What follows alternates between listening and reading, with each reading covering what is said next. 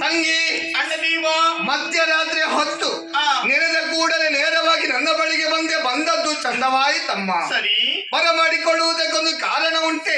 ಏನದು? ನನ್ನ ಮಡದಿಯಾದಂತಹ ರುಕ್ಮಿಣಿಗೆ ನಾನು ಕೊಟ್ಟಿರುವಂತಹ ಮಾತು, ಮಗನಿಗೆ 8 ದಿವಸದ ಒಳಗೆ ಮದುವೆಯನ್ನು ಮಾಡಿಸುತ್ತೇನೆಂಬುದಾಗಿ.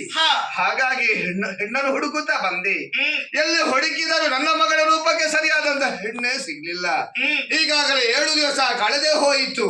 ಮಧ್ಯರಾತ್ರಿ ಹೊತ್ತಿದ್ದು ಬೆಳಗಾದ್ರೆ ಮದುವೆ ಆಗಬೇಕು, ಹೆಣ್ಣು ಸಿಗ್ಲಿಲ್ಲ. ಸಿಗಬೇಕಾದ್ರೆ ನೀನು ಹುಡುಕಿಯನ್ನು ಬರಬೇಕಮ್ಮ. ಅಣ್ಣ